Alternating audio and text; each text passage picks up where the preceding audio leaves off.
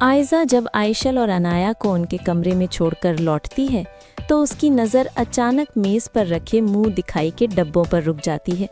वो डब्बे उठाकर आयशल के कमरे की तरफ बढ़ती है, लेकिन दरवाजे के करीब पहुंचते ही अंदर से आशिर और आयशल की धीमी मगर मोहब्बत भरी आवाज़ें सुनकर ठिठक जाती है। आशिर खामोश लहजे में कह रहा होता है, आयशल, तुमने आज मेरी ज़िंदगी मुकम्मल कर दी है। आयशल भी धड़कते दिल से जवाब देती है, आशिर, अब मेरी पूरी दुनिया तुम हो, मैं तुम्हें कभी नहीं छोड़ूंगी। आशिर की मुस्कुराहट और आयशल की नर्म आवाज़ें आयज़ा की दिल में आग लगा देती हैं। उसके चेहरे के तासुरात पल में बदल जाते हैं। इस घर में किसी और को मोहब्बत और इज्जत मिलती हुई देखना उसे गवारा नहीं। वो गुस्से से पलटती है और सीधा अपने कमरे में चली जाती है, जहाँ असद पहले से मौजूद होता है।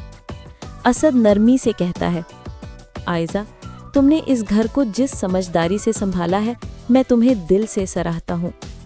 आयज़ा मसनूई मुस्कुराहट के साथ जवाब देती है, ये मेरा घर है असद, इसे संभालना मेरा फर्ज, और अब तो दोनों बहुएं भी मेरी इज्जत करने की पाबंद है। असद के हाँ कहते ही आयज़ा के चेहरे पर एक अजीब सा एतमाद उतर आता है, गोया वो अपनी ताकत कायम रखने का ऐलान कर रही हो। दूसरी तरफ अनाया जब अपने कमरे में दाखिल होती है और फूलों से सजा हुआ कमरा देखती है तो उसके दिल में दर्द की एक तेज लहर उठती है। उसे लगता है जैसे ये फूल नहीं, उसकी टूटी उम्मीदों के कांटे हैं। वो गुस्से और तकलीफ में पूरा कमरा उजाड़ देती है। फूल बिखर जाते हैं, सजावट टूट जाती है और आखिरकार वो चीखती हुई जमीन पर बैठ जाती है। रोहान देर रात घर लौटता है तो कमरे की बर्बादी देखकर दंग रह जाता है। अनाया सोई होती है और रोहान अफसोस से कहता है, लगता है मैं देर से आया, इसीलिए नाराज हो गई है।